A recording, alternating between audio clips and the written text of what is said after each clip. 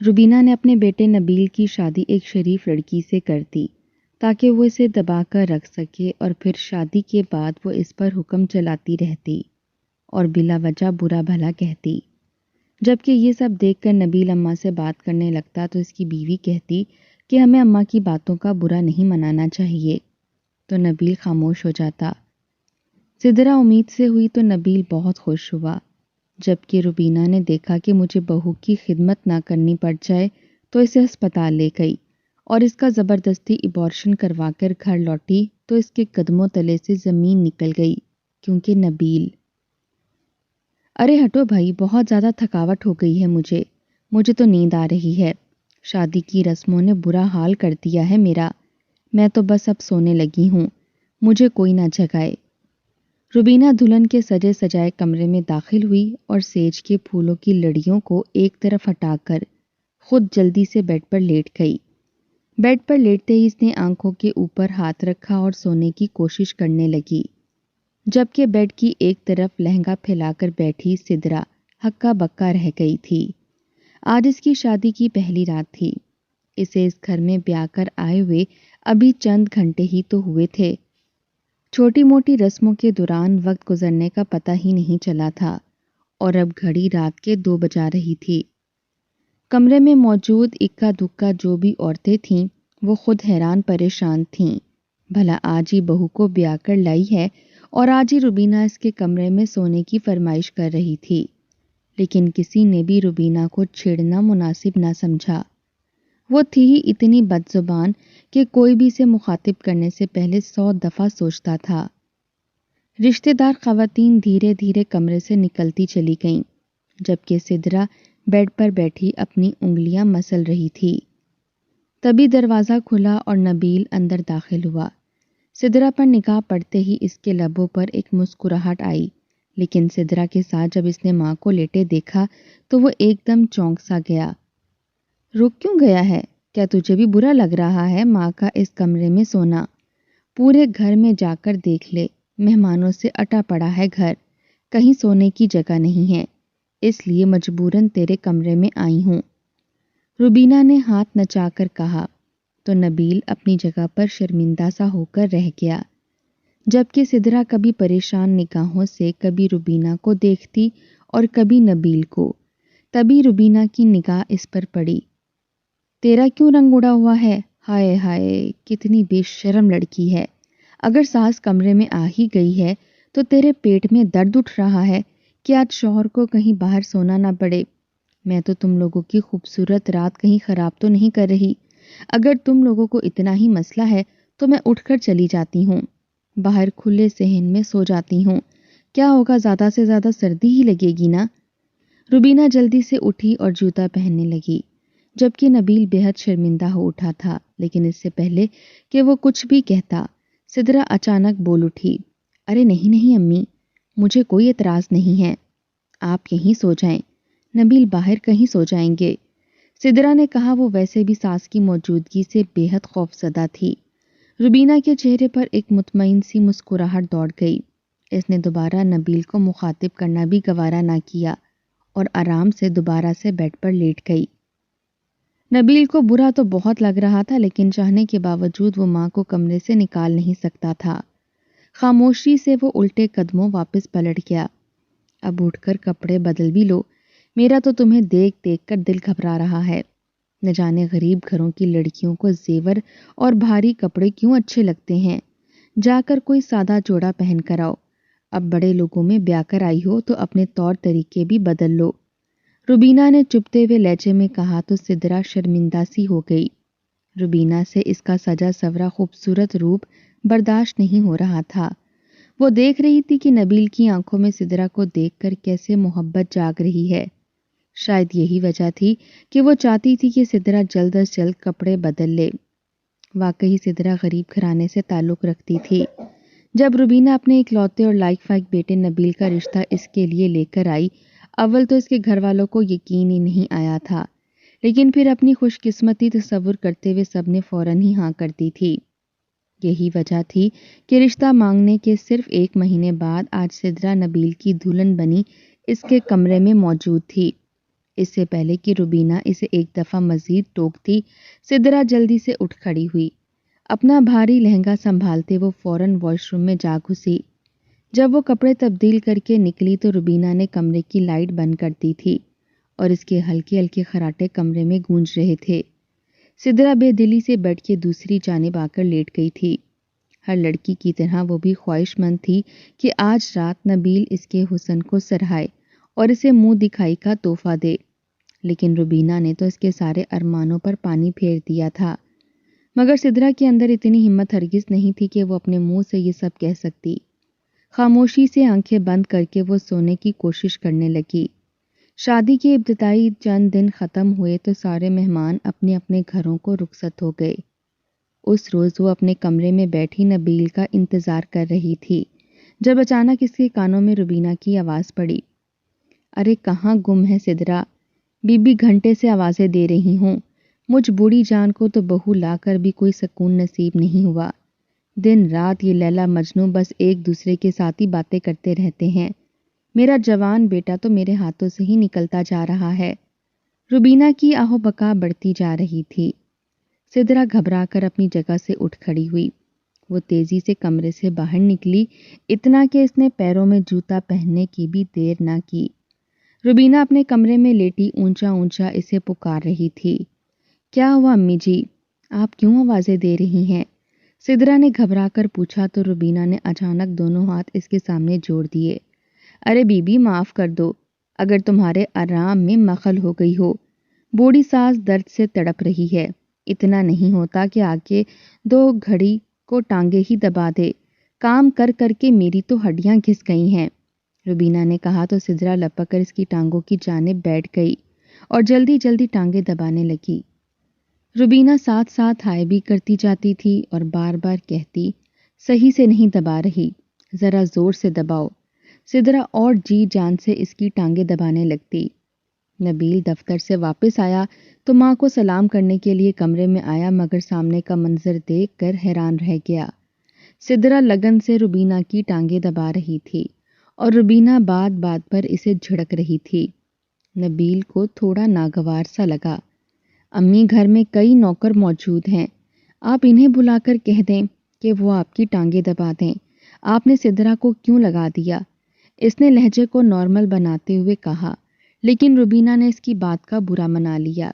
ارے بھائی نہیں کہتی تمہاری نئی نویلی دلہن کو کوئی کام، تمہیں برا لگ رہا ہے تو جاؤ لے جاؤ اسے اپنے کمرے میں اور دروازہ بند کر لو، ویسے بھی تم دونوں کو اور آتا ہی کیا ہے، بوڑھی ماں تو جائے بھاڑ میں، تم دونوں اپنی عیاشیاں تو کر لو۔ روبینہ کی بات پر نبیل شرمسار سا ہو گیا تھا، جبکہ سدرا کا رنگ بھی سرخ پڑ گیا۔ ارے نہیں امی، مجھے کوئی تکلیف نہیں ہو رہی آپ کی ٹانگیں دباتے ہوئے، میرے ہوتے ہوئے بھلا نوکر کیوں آپ کی ٹانگیں دبائیں گے؟ سدرا نے محبت سے کہا، مگر روبینہ نے سر جھٹک دیا۔ نبیل سمجھ گیا تھا کہ ماں کو کچھ کہنا فضول ہے، اس لیے خاموشی سے اپنے کمرے کی جانب چلا گیا۔ سدرا آدھی رات تک روبینہ کی ٹانگیں دباتی رہی۔ روبینہ کی آنکھ لگتی، سدرا اٹھنا چاہتی تو وہ فوراً کروٹ بدل کر کرہانے لگ جاتی۔ سدرا کی آنکھیں نیند کے مارے بند ہونے لگیں۔ اس نے کھانا بھی نہ کھایا تھا۔ نبیل تو شاید اس کا انتظار کرتے کرتے سو بھی چکا تھا۔ آدھی رات کو جب روبینہ کی آنکھ لگی تو درد کرتے ہاتھوں کے ساتھ سدرا اپنے کمرے میں واپس آئی۔ نبیل گہری نیند میں تھا، وہ خاموشی سے جا کر لیٹ گئی۔ اس کی آنکھوں سے پانی بہہ رہا تھا۔ روبینہ سارا دن بات بے بات اسے بلا وجہ بےعزت کیا کرتی تھی۔ اس کے کاموں میں کیڑے نکالنا تو روبینہ کا پسندیدہ مشغلہ تھا۔ شادی کے 5 روز بعد ہی روبینہ نے اسے حکم دیا کہ وہ کھیر بنا لے۔ سدرا کو بھلا کیا اعتراض ہو سکتا تھا، کام کاج میں تو وہ ویسے بھی طاق تھی۔ اس نے جلدی سے کھیر کا پتیلا چڑھا دیا۔ انتہائی محنت سے اس نے کھیر تیار کی۔ وہ بے تابی سے نبیل کا انتظار کر رہی تھی۔ اس کی بڑی خواہش تھی کہ آج نبیل کام سے واپس آئے تو اپنے ہاتھوں سے کھیر اس کے سامنے پیش کرے۔ یقیناً نبیل بہت خوش ہوں گے اور تعریف کریں گے۔ کھیر کو چکھتے ہوئے سدرا دل ہی دل میں مسکرا دی، کیونکہ کھیر بہت اچھی بنی تھی۔ تبھی اس کے کانوں میں روبینہ کی آواز پڑی۔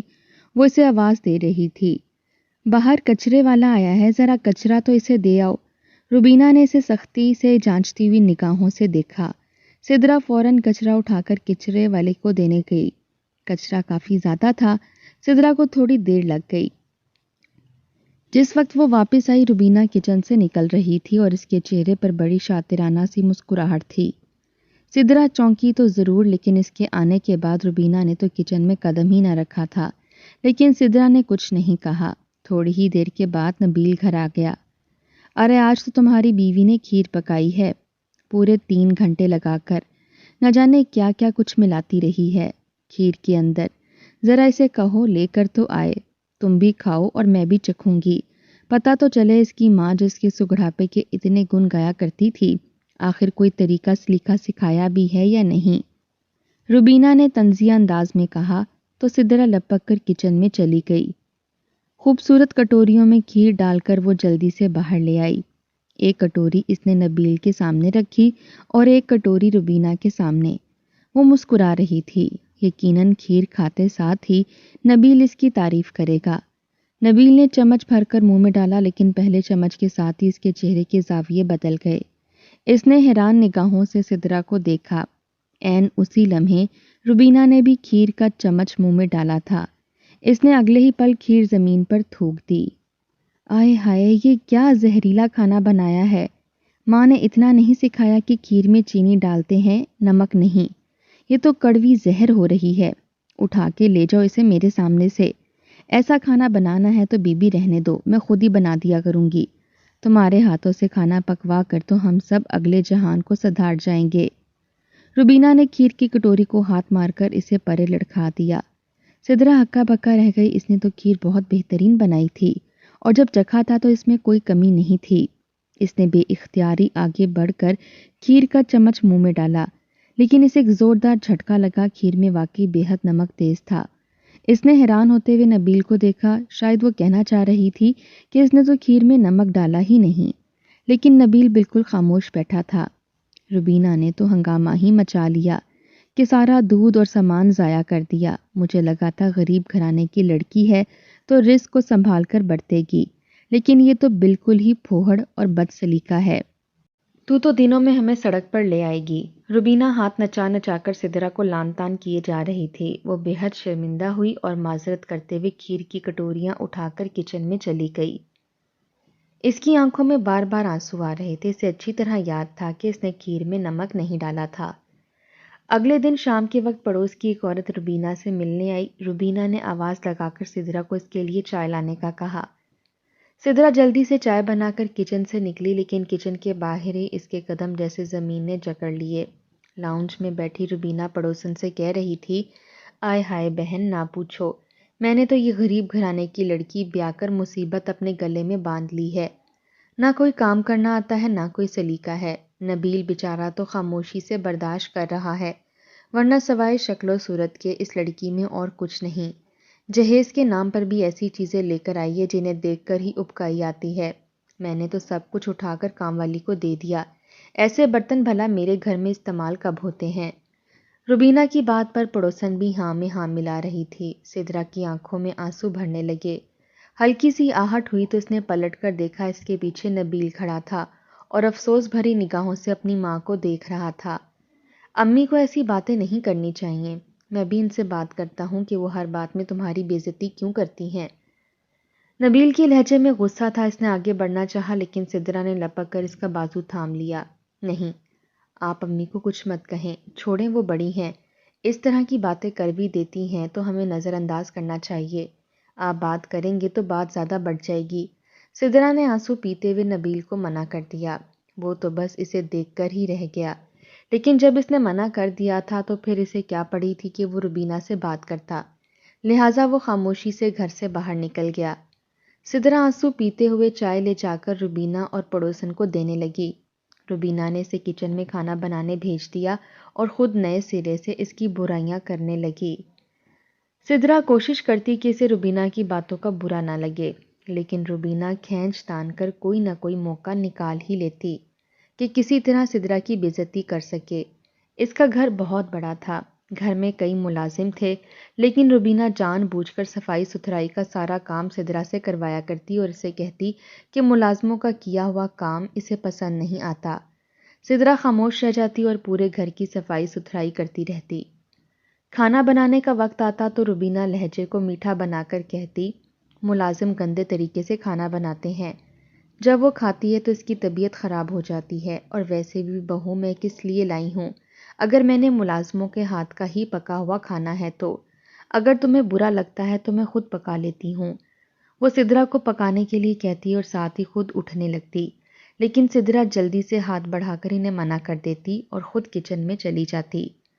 وہ رات دن لگا کر وہ روبینہ کے لیے کھانا تیار کرتی رہتی، اور رات کو جب نبیل کے آنے کا وقت ہوتا تو روبینہ خود کوئی نہ کوئی کام نکال کر بیٹھ جاتی۔ نبیل عقل مند لڑکا تھا، ماں کی فطرت سے اچھی طرح واقف تھا، اسی لیے وہ سدرا سے کبھی لڑائی جھگڑا نہ کرتا، حالانکہ روبینہ اسے سدرا سے بدظن کرنے کی ہر ممکن کوشش کر چکی تھی۔ لیکن نبیل کو سدرا بے حد اچھی لگی تھی۔ وہ شریف سی لڑکی تھی، بے حد خوبصورت تھی اور ہمیشہ اپنے کام سے کام رکھتی۔ نبیل کو بھی وہ کبھی روبینہ کے خلاف بھڑکانے کی کوشش نہ کرتی۔ اس کی انہی عادتوں نے نبیل کا دل اپنی جگہ مائل کر لیا تھا، مگر روبینہ تھی کہ اس سے یہ بات ہضم ہی نہیں ہو رہی تھی۔ شادی کو ابھی چند مہینے گزرے تھے کہ روبینہ نے سدرا کو حکم دیا، آج میرے لیے بکرے کی گوشت کی یخنی بنا دو، مجھے کچھ کمزوری سی محسوس ہو رہی ہے۔ سدرا جو ابھی سارا کام ختم کر کے اپنے کمرے میں لیٹی تھی، بڑی مشکل سے اٹھی۔ اس کی طبیعت آج کل گری گری سی رہنے لگی تھی، آنکھوں کے نیچے ہلکے بڑھنے لگ گئے تھے اور وہ کافی کمزور ہو رہی تھی۔ روبینہ کے ہاتھ سے گوشت کا شاپر پکڑتے ہوئے اسے نہ جانے کیوں متلی سی ہونے لگی۔ روبینہ نے غور سے اس کا چہرہ دیکھا۔ کیا بات ہے، تمہاری طبیعت خراب ہے کیا؟ روبینہ نے جانچتی ہوئی آواز میں کہا، لیکن سدرا نے نفی میں سر ہلا دیا۔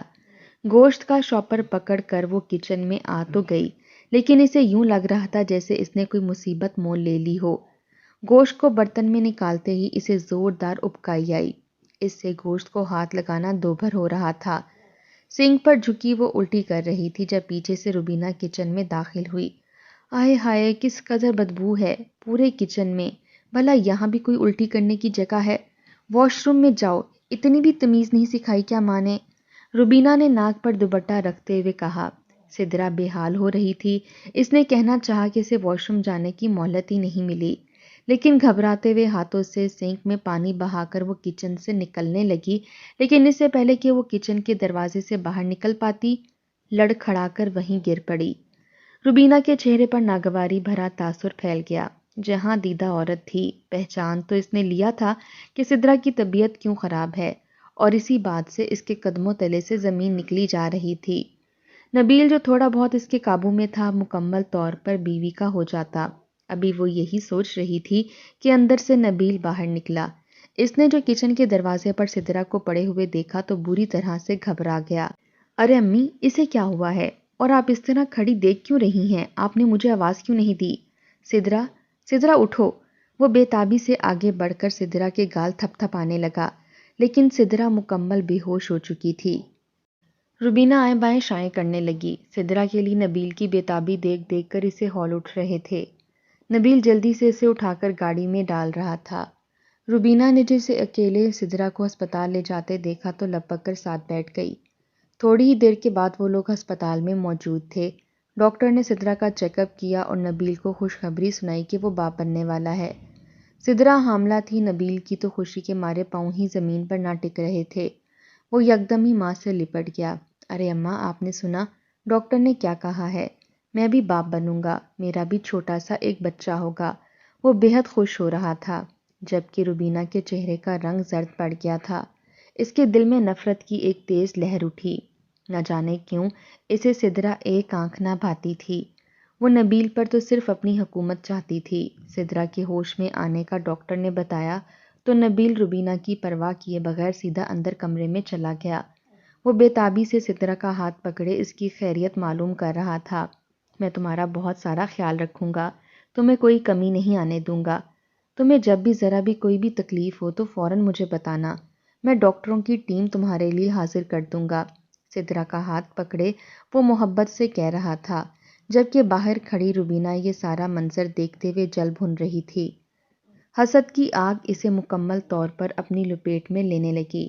شام تک سدرا کو چھٹی دے دی گئی تھی تو نبیل اسے لے کر گھر آ گیا۔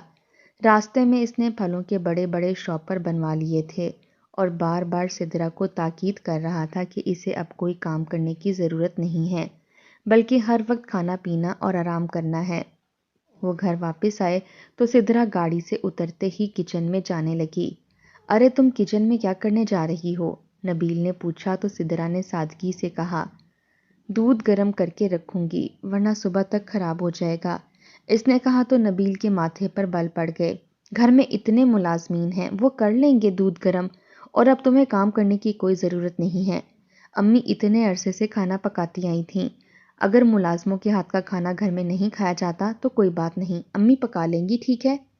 امی، اب سدرا کا خیال رکھنا آپ کا کام ہے، ویسے بھی آپ بڑی ہیں اور سمجھدار بھی، آپ کو پتہ ہے نا اس حالت میں عورت کا خیال رکھنے کی کتنی ضرورت ہوتی ہے۔ نبیل نے ماں کی طرف مڑ کر کہا۔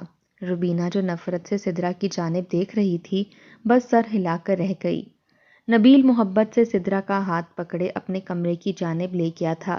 تھوڑی دیر بعد وہ باہر نکلا اور بہت سارا پھل کاٹ کر اندر کمرے میں لے گیا۔ روبینہ جل بھن رہی تھی، اگر مہارانی کی یہی حرکتیں رہیں تو نبیل تو بالکل ہی کام سے جائے گا۔ ابھی سے یہ حال ہے، بچہ ہونے کے بعد تو نبیل بالکل ہی میری طرف دیکھنا چھوڑ دے گا۔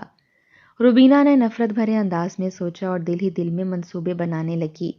اسے جلد کچھ نہ کچھ کرنا تھا، لیکن روبینہ جلے پیر کی بلی کی طرح پورے گھر میں ٹہلتے ہوئے وہ بس یہی سوچے جا رہی تھی، اور تبھی اس کی نظر گھر میں کام کرتی پرانی ملازمہ شریفہ پر پڑی۔ وہ اس کی پرانی ہمدرد تھی اور شریفہ اکثر مصیبت کے وقت میں روبینہ سے پیسے بھی لے لیا کرتی تھی۔ تھوڑے تھوڑے پیسے کر کے وہ اب تک بہت سارے پیسے روبینہ سے لے چکی تھی۔ چونکہ وہ غریب عورت تھی تو اسی لیے اب تک وہ سارے پیسے واپس نہ کر سکی تھی۔ روبینہ کو اندازہ ہو گیا کہ اسے کس سے مدد مانگنی ہے۔ اس نے شریفہ کو اپنے پاس بلایا اور اسے بتایا جو وہ کروانا چاہتی ہے۔ پہلے تو شریفہ کا رنگ اڑ گیا، لیکن وہ روبینہ سے کافی قرض لے چکی تھی۔ روبینہ نے اسے صاف صاف کہہ دیا کہ اگر وہ اس کی مدد نہیں کرے گی تو اسے اسی مہینے قرض کی ساری رقم واپس کرنی ہے۔ شریفہ مجبور ہو گئی، اس کے پاس قرض کی رقم ادا کرنے کے پیسے نہیں تھے۔ آخر کار اس نے روبینہ کی بات مان لی اور اسے ایسی جگہ کا پتہ بتا دیا جہاں وہ اپنی مرضی کا کام کروا سکتی تھی۔ روبینہ مسکرانے لگی۔ اگلی صبح نبیل کام پر گیا تو روبینہ کمرے میں چلی آئی جہاں سدرا لیٹی ہوئی آرام کر رہی تھی۔ اس کی رنگت زرد پڑ رہی تھی۔ تمہاری تو طبیعت بہت ہی زیادہ خراب ہے، اپنی رنگت تو دیکھو، شروع کے مہینے میں ہی تمہارا یہ حال ہے تو نہ جانے آگے کیا ہوگا۔ ایک بڑی قابل ڈاکٹر میری جان پہچان والی ہے، یہ نبیل بھی میرا اسی کی کلینک میں پیدا ہوا تھا اور میں تمہیں اس کے پاس لے کر جاتی ہوں، اس کے علاج سے تم بالکل صحت یاب ہو جاؤ گی۔ روبینہ نے محبت سے کہا۔ پہلے تو سدرا حیران رہ گئی، بھلا ساس نے آج سے پہلے کب اسے اتنی محبت سے بلایا تھا۔ سدرا کی ویسے بھی اس کی اتنی جرت نہیں تھی۔ خاموشی سے چادر اوڑھ کر وہ ساتھ جانے کے لیے تیار ہو گئی۔ روبینہ نے مکمل احتیاط برتی تھی کہ کسی کو ان کے جانے کا پتہ نہ چلے۔